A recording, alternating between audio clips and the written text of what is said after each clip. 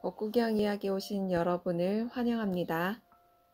오늘은 지난번 시간에 이어서 샤카의 과거생에 대해서 읽어보도록 하겠습니다.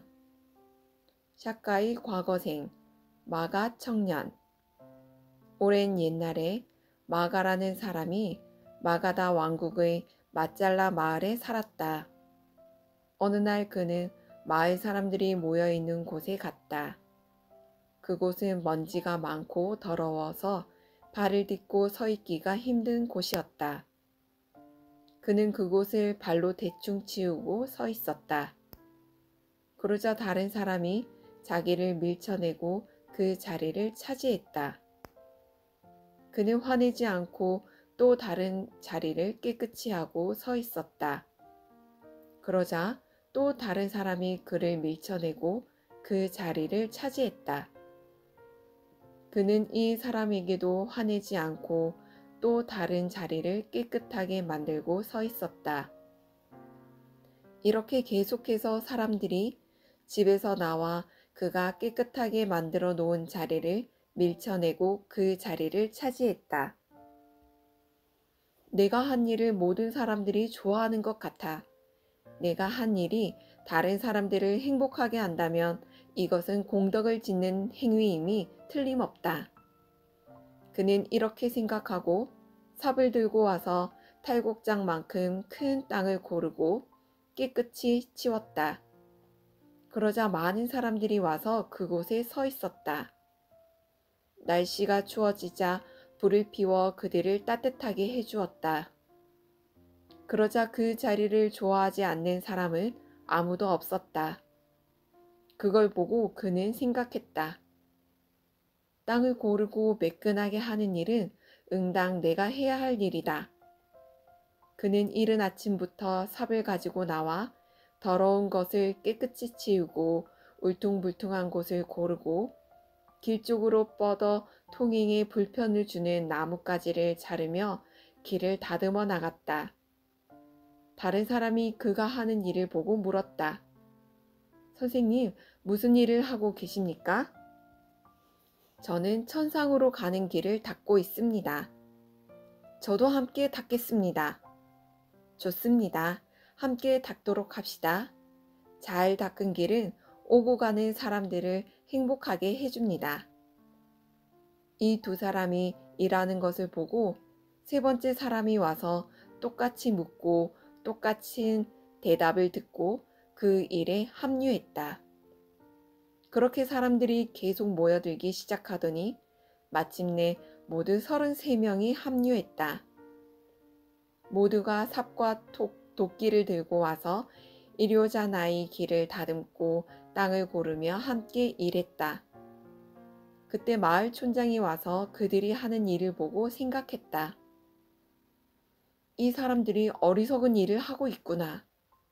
강에서 고기를 잡거나 숲속에서 사냥을 하거나 술을 만들어 진탕 마시거나 한다면 얻어먹을 것이 생길 텐데.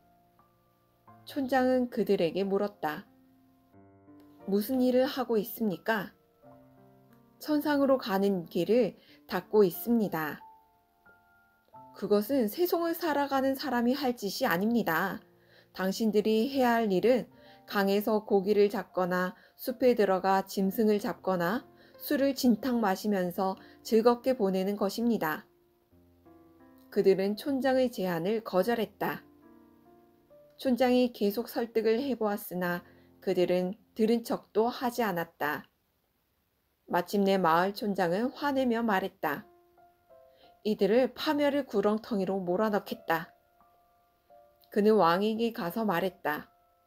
폐하, 한 무리의 강도들이 약탈하는 것을 보았습니다. 왕이 말했다. 그들을 붙잡아 내 앞으로 끌고 오시오. 마을 촌장은 33명의 젊은이를 붙잡아 왕에게 끌고 갔다. 왕은 자세히 신문을 보지도 않고 부하들에게 명령을 내렸다. 코끼리로 짓밟아 죽여라. 코끼리에게 밟혀 죽게 된 절박한 순간에 마가는 동료들에게 이렇게 훈계했다. 벗들이여, 우리에게는 자비 이외에 다른 의지처가 없습니다. 그러니 마음을 고요히 가라앉히고 아무에게도 증오심을 품어서는 안 됩니다. 우리를 밟아 죽이려는 왕과 촌장과 코끼리에게 자비의 마음을 가득 채워 보내십시오. 32명의 젊은이들은 마가의 충고를 그대로 따랐다. 그러자 자의의 힘으로 코끼리도 감히 다가오지 못했다. 왕이 이 말을 듣고 말했다. 사람들이 너무 많으면 코끼리가 감히 밟아 죽이지 못하는 법이다. 그들을 두꺼운 멍석으로 덮고 코끼리로 밟아 죽여라. 부하들이 그들을 멍석으로 덮고 밟아 죽이기 위해 코끼리를 그들에게 몰았다. 코끼리는 멀리 떨어져서 한 바퀴 돌더니 뒤로 물러갔다. 왕이 이 일을 전해 듣고 뭔가 이유가 있다고 생각했다. 그는 33명의 젊은이들을 데려오게 하여 물었다. 친구들이여, 내가 알지 못하는 것이 있는가? 폐하, 무슨 말씀이십니까? 그대들은 무리를 지어 숲속을 돌아다니며 강도짓을 하지 않았더냐? 폐하, 누가 그렇게 말했습니까? 친구들이여, 마을 촌장이 그렇게 보고했다. 폐하, 저희들은 강도가 아닙니다. 저희들은 사실 천상으로 가는 길을 깨끗이 닦고 있었습니다. 우리는 험한 길을 깨끗이 고르고 있었습니다. 마을 촌장이 와서 바르지 못한 삶을 살도록 설득했습니다. 우리가 거절하자 화가 난 그가 우리를 파멸시키려고 폐하를 속여 누명을 씌운 것입니다. 친구들이여, 동물인 코끼리도 그대들이 착한 사람이라는 것을 아는데 인간인 내가 알아차리지 못하다니 용서해 주시기 바라오. 왕은 마을 촌장과 그의 아내와 아이들을 모두 노예로 만들었다. 그리고 33명의 젊은이들에게 코끼리 한 마리를 하사하고 마을도 마련해 주었다. 일이 잘 해결되자 33명의 젊은이들은 이렇게 생각했다. 금생에 지은 공덕의 결과가 금생에 바로 드러나는구나. 그들은 차례로 코끼리를 타고 마을을 돌며 기쁨을 즐겼다. 그들은 마을을 돌고 나서 회의를 열었다. 더 많은 공덕을 짓는 것이 좋겠습니다. 무엇을 하면 좋을까요? 사거리 교차로에 많은 사람들을 위해 안전하고 튼튼한 공회당을 짓도록 합시다. 그들은 대목수를 불러 공회당 공사를 시작했다. 그들은 여자들에게 집착하지 않고 관심도 적었기 때문에 선업을 쌓는데 동참할 기회를 주지 않았다. 마가에게는 순한다, 수찢다, 수단마, 수잣다 4명의 아내가 있었다. 수단마는 몰래 대목수에게 가서 뇌물을 주고 말했다. 공회당을 짓는데 나도 한몫 끼고 싶어요. 아주 큰 몫을 저에게 주세요. 좋습니다. 대목수는 그녀의 요구를 받아들였다. 그는 먼저 첨탑을 만들 나무를 표시하고 베어서 마를 때까지 뉘어 놓았다. 나무가 마르자 먹줄을 튕기고 다듬고 구멍을 뚫어서 첨탑 모양을 만들었다. 그리고 마지막으로 이렇게 명문을 새겼다. 수단마 법당. 첨탑이 마무리되자 천으로 곱게 싸서 그녀의 집 뒤에 뉘어 놓았다. 공회당이 완성되고 첨탑을 올리는 준공식 날이 다가오자 대목수가 33명의 젊은이들에게 말했다. 우리가 잊어버린 것이 있습니다. 그게 무엇입니까?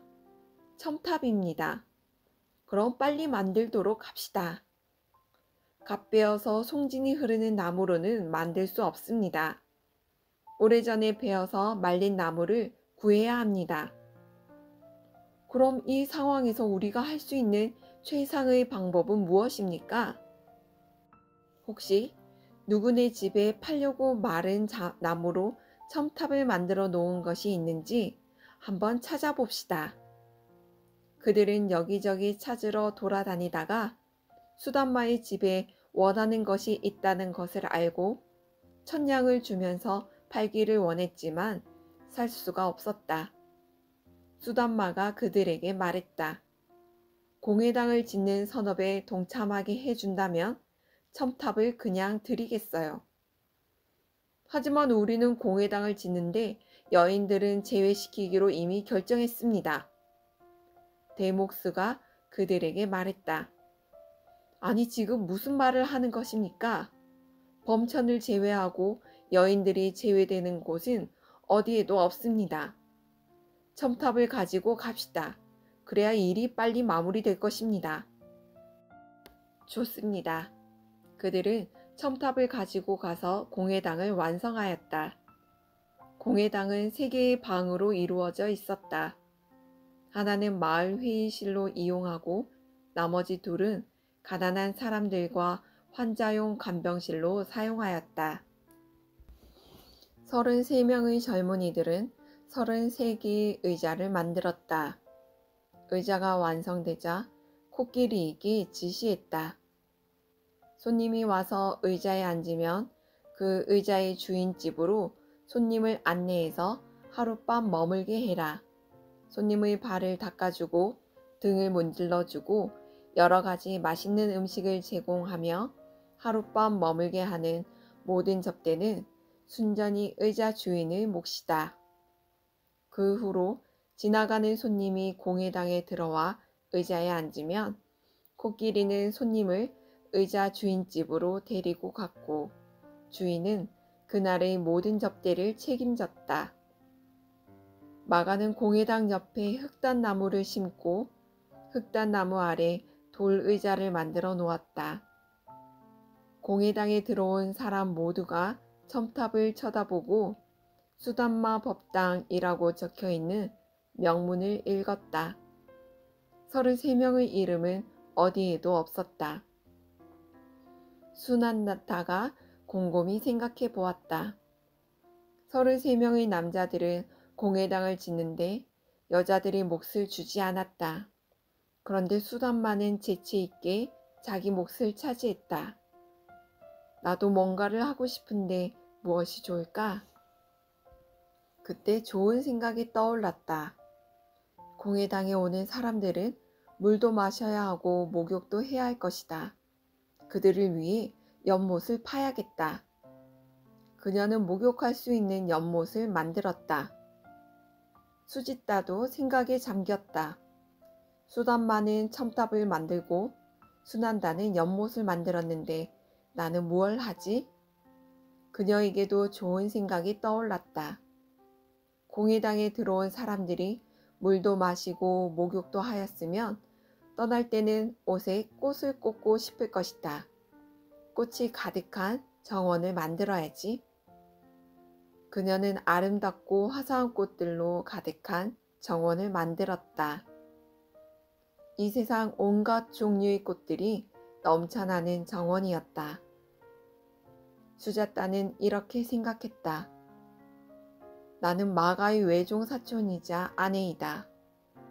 그가 지은 공덕은 곧 내 공덕이고 내가 지은 공덕은 곧 그의 공덕이다. 그녀는 아무것도 하지 않고 오직 자신을 치장하면서 세월을 보냈다. 마가는 이렇게 어머니와 아버지를 복양하고 집안의 연장자를 존경하고 부드럽게 말하고 시기하지 않고 진실만을 말하며 화가 나더라도 참고 인내하였다. 그는 이렇게 7가지 계율을 열심히 지켜나갔다. 부모를 복양하고 집안의 연장자를 공경하며 부드럽고 상냥하게 말하고 험담하지 않으며 시기하지 않고 진실만을 말하고 분노를 다스린 사람은 도리천의 신들이 훌륭한 사람이라고 부른다네. 마가는 이렇게 공덕을 짓고 나서 수명이 다하자 도리천의 사가천왕으로 태어났다. 그의 동료들도 함께 도리천에 태어났고 대목수는 위사감마 천신으로 태어났다. 그 당시 도리천에는 아수라들이 살고 있었다. 그들은 새로운 천신들이 자기들이 사는 곳에 태어난 것을 알고 그들을 위해 천상의 감로주를 준비해서 축제를 벌였다. 샤까는 동료들에게 술을 절대 마시지 말라고 지시했다. 아수라들이 술을 진탕 먹어대더니 결국 인사불성이 되었다. 샤까는 이렇게 생각했다. 이런 작자들과 왕국을 함께 공유한다면 제석천왕의 부귀 영광이 무슨 이익이 있겠는가. 그는 동료들에게 신호를 보내 아수라들을 바다에 던져버렸다. 아수라들은 순식간에 바다로 곤두박질치고 말았다. 그러나 아수라들에게도 과거 생에 지은 공덕이 있어 수미산 아래에 새로운 아수라 성과 찌따빠딸리 나무가 솟아났다. 그때부터 33천의 신들과 아수라들의 싸움이 연일 계속되었다. 하지만 아수라들은 계속 전쟁에 패하여 결국 33명의 천신들이 도리천의 성을 차지하게 되었다. 성의 동문에서 서문까지, 남문에서 북문까지의 거리가 10,000요자나이다. 성에는 1000개의 문이 있고 정원과 연못으로 꾸며져 있고 한가운데에는 전생에 공회당을 지은 공덕으로 승리궁전이라 불리는 궁전이 생겨났다. 궁전에는 여러 개의 장대가 서 있었다. 황금 장대에는 보석 깃발이 꽂혀 있고 보석 장대에는 황금 깃발이 꽂혀 있고 산호 장대에는 진주 깃발이 꽂혀 있고 진주 장대에는 산호 깃발이 꽂혀 있고 칠보 장대에는 칠보 깃발이 꽂혀 있다. 공회당 옆에 흑단나무를 심은 과보로 둘레가 거대한 산호나무가 솟아났다. 돌의자를 만든 과보로 산호나무 아래에 길이가 60요자나이고 폭이 50요자나이고 두께가 15요자나인 자스민 꽃처럼 불그스레한 홍옥 보좌가 생겨났다. 샤까가 보좌에 앉으면 반이 땅속으로 들어가고 일어나면 다시 원상태로 올라온다. 코끼리도 에라와나 천신으로 태어났다. 천상에는 동물이 없었다. 천신들이 정원에 놀러 갈 때 그는 150요자나 크기의 코끼리로 몸을 변화시켰다. 그는 33명의 천신들을 태우기 위해 등에 33개의 누각을 만들었다. 에라와나는 샤까를 위해 등에 수다사나라고 불리는 누각을 만들었다. 의자 위에 닷집을 만들고 온갖 보석으로 치장하였다. 닷집 주위에 규칙적인 간격으로 온갖 보석으로 장식된 깃발을 달았다. 그 깃발 아랫단에는 딸랑거리는 종이 줄지어 달려 있어서 미풍이 불어와 흔들릴 때면 현악 오중주의 아름다운 선율처럼 또는 천상합창단의 화음처럼 감미로운 종소리가 흘러나왔다. 누각 한 중앙에는 샤까를 위해 보석 의자를 준비하여 항상 쉬게 하였다. 에라와나의 코에는 상아가 7개 달려있고 상아에는 7개의 연못이 있고 연못에는 7가지 연꽃이 심어져 있고 연꽃에는 7개의 꽃이 달려있고 꽃에는 7개의 잎사귀가 달려있다. 그 잎사귀 위에서 무의들이 춤의 향연을 벌인다. 샤카가 누리는 영광은 이런 것이다. 수담마도 죽어 도리천에 태어났다. 그녀가 태어남과 동시에 넓이가 900요자나인 수담마라 불리는 법당이 동시에 생겨났다. 건물의 아름다움으로 따지면 그보다 더 수려한 건물이 없었다. 매달 초파일에는 그곳에서 법문이 있었다. 지금까지도 아름다운 건물을 보면 사람들은 신들의 법당 수담마처럼 아름답구나 라고 말했다. 수난다도 죽어서 도리천에 태어났다. 그녀가 태어남과 동시에 넓이가 500요자나인 연못이 생겨났다. 수짓다도 죽어 도리천에 태어났다. 그녀가 태어남과 동시에 넓이가 500요자나인 찌따라따라는 정원이 생겨났다. 그녀는 죽음의 징조가 나타난 천신들을 정원으로 데려와 편안하게 해주었다. 그러나 수자따는 죽어 산의 바위굴 속에서 두루미로 태어났다. 샤카는 자기 아내들이 어디에 태어났는지 살펴보았다. 수담마와 수난다와 수찌따는 여기에 태어났다. 그런데 수자따는 어디에 태어났지? 수자따가 바위굴 속에서 두루미로 태어났다는 것을 안 샤카는 생각에 잠겼다. 공덕을 짓지 않아서 이 바보 같은 여자는 바위굴 속에서 두루미로 태어났구나. 그녀에게 공덕을 짓게 해서 이리로 데려와야겠다. 그는 지상으로 내려가 변신하고 그녀에게 가서 물었다. 여기에서 뭘 하고 있지? 당신은 누구예요? 나는 전생의 내 남편 마가이다. 당신은 어디에 태어났어요? 나는 도리천에 태어났다. 네 동료 여인들이 어디에 태어났는지 아느냐? 몰라요. 그들도 도리천에 나의 아내로 태어났다. 네 동료들을 보고 싶지 않으냐? 제가 어떻게 그곳에 갈 수 있나요? 내가 데리고 가겠다. 그는 그녀를 도리천으로 데려가서 수난다라 부르는 연못 2개 내려놓았다. 그가 다른 새 아내에게 말했다. 수자따를 보고 싶지 않으냐? 그녀가 어디에 있어요? 연못 2개 있다. 새 여인은 연못에 가서 두루미가 된 그녀를 보았다. 맙소사, 자신만을 치장하며 살았던 여인의 과보가 어떤지 보게 되었네. 저 긴 목과 갈라진 발을 좀 봐. 그녀의 긴 다리를 좀 봐. 정말 외모가 환상적이구나. 그녀들은 수자따를 실컷 조롱하고 떠나갔다. 샤카가 그녀에게 가서 말했다. 네 동료들을 보았느냐? 보았어요. 그녀들은 나를 마음껏 조롱하고 갔어요. 이제 나를 있던 곳으로 데려다 주세요.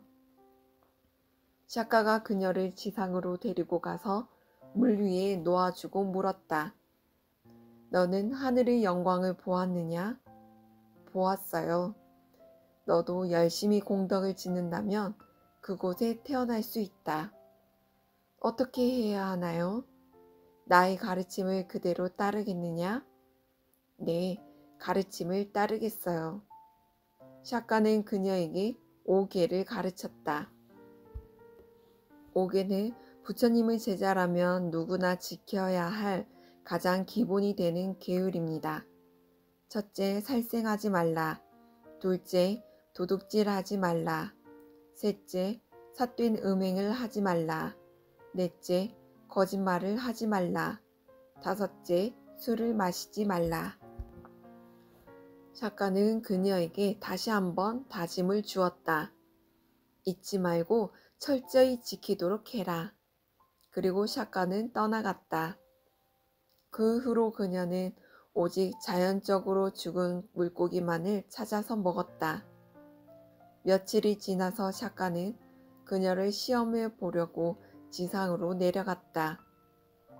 그리고 물고기로 변해 모래사장에 드러누워 죽은 채 하고 있었다. 두루미가 보고 죽은 물고기로 생각하고 부리로 물었다. 그녀가 물고기를 막 삼키려고 할 때 꼬리가 살짝 꿈틀거렸다. 물고기가 살아있다는 것을 안 순간 그녀는 즉시 물고기를 물속에 놓아주었다. 샤까는 좀 기다렸다가 다시 몸을 뒤집어 배를 드러내며 죽은 채 했다. 그녀는 물고기가 이제 죽었다고 생각해서 다시 부리로 물어 올렸다. 그리고 막 삼키려는 순간 또다시 꼬리가 살짝 움직였다. 그녀는 물고기가 살아있다는 것을 알고 다시 물고기를 놓아주었다. 샤까는 이렇게 3번이나 시험해보고 그녀가 충실하게 개를 지킨다는 것을 알고 자신의 모습을 드러내며 말했다. 너를 시험해 보려고 여기 왔다. 너는 성실하게 개를 지키고 있구나. 이렇게 확고하게 개를 지킨다면 오래지 않아 내 아내로 다시 태어나게 될 것이다. 항상 주의 깊게 깨어 있어라. 이렇게 말하면서 샤까는 떠나갔다.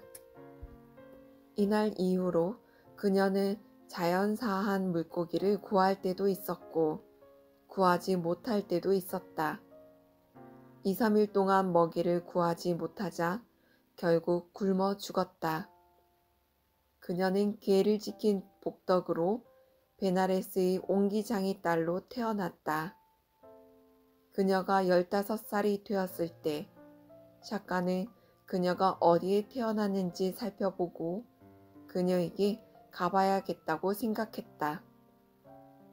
샤까는 칠보를 오이로 둔갑시켜 짐수레에 가득 싣고 소를 몰아 베나레스로 들어갔다. 자, 오이 사시오, 오이 사시오. 사람들이 돈을 들고 몰려왔다. 내 오이는 돈을 받고 팔지 않습니다. 그럼 그냥 주는 것입니까? 개를 지키는 여인에게만 그냥 드립니다. 아니 선생님, 개라는 것이 도대체 뭡니까? 검은색입니까? 갈색입니까? 아니면 황색입니까? 당신은 개가 무엇인지조차 모르는데 개를 지킬 수가 있겠습니까? 나는 오이를 개를 지키는 여인에게만 드릴 것입니다. 선생님, 옹기장의 딸이 있는데 그녀는 날마다 나는 개를 지킵니다 라고 말합니다. 그녀에게 주도록 하십시오. 옹기장의 딸이 말했다. 그렇습니다. 저는 개를 지킵니다. 그러니 저에게 주십시오. 당신은 누구요? 저는 개를 어겨본 적이 없는 처녀입니다. 그럼 당신에게만 드리겠습니다. 샤까는 수레를 그녀의 집으로 몰고 가서 오이로 둔갑시킨 천상의 보석을 그녀에게 주었다. 천상의 보석은 다른 사람은 손도 댈 수 없는 것이었다. 샤까는 자신의 모습으로 돌아와서 말했다. 이 정도면 네가 평생 쓰고도 남을 것이다. 이제 돈은 걱정 말고 개를 지키는데 모든 노력을 다하여라. 샤까는 그렇게 다짐을 주고 떠나갔다. 옹기장의 딸로서의 수명이 끝나자 그녀는 샤까의 철천지 원수인 아수라와 웹바찌띠의 딸로 태어났다. 두 생에 걸쳐 5개를 지켰기 때문에 그녀는 매혹적인 황금빛 피부를 지녔다. 평생에 한 번 보기 힘들 정도의 아름다움이었다. 아수라의 왕 웹바찌띠는 그녀에게 청혼하는 모든 아수라들을 모아놓고 말했다. 너희들은 내 딸과 결혼하기에는 어울리지 않는다. 왕은 아수라들의 청혼을 거절하면서 말했다. 내 딸이 스스로 어울린다고 생각하는 사람을 고르게 하겠다. 왕은 아수라 대장들을 모아놓고 딸의 손에 꽃다발을 들려주고 말했다. 네게 어울리는 남편을 스스로 선택하여라. 그때 샤까는 그녀가 어디에 태어났는지 알아보다가 지금 무슨 일이 일어나는지 알게 되었다. 그는 늙은 아수라로 변장하고서 아수라들이 모여있는 곳의 끝에 서 있었다. 웹바지띠의 딸이 여기저기 둘러보다가 과거생의 그녀의 남편인 샤까를 보는 순간 사랑의 물결이 폭포수처럼 쏟아져 나왔다. 그녀는 꽃다발을 그의 머리에 던지며 소리쳤다. 저 사람을 선택하겠어요. 아수라들이 말했다. 왕은 오랫동안 자기 딸의 남편감을 찾지 못하더니 오늘 한 명 찾기는 찾았는데 너무 늙어서 차라리 딸의 할아버지라고 하는 게 낫겠다. 그들은 늙은이에게 여인을 빼앗긴 수치 때문에 고개를 떨어뜨리고 나가버렸다. 샤까는 그녀의 손을 잡고 나가면서 소리쳤다. 나는 샤까 천왕이다. 그리고 공중으로 도망쳤다. 우리가 오늘 늙은 샤까에게 우롱당하는구나. 아수라들은 소리 지르며 뒤를 쫓기 시작했다. 마부 마탈리가 승리의 전차라고 불리는 마차를 몰고 달려와 샤까와 신부를 태우고 도망치기 시작했다. 마차가 질주하며 판야나무 숲에 다다르려고 할 때 가루다 새의 새끼들이 마차가 질주해 오는 소리를 듣고 두려움에 비명을 질렀다. 샤까가 이 비명 소리를 듣고 마탈리에게 물었다.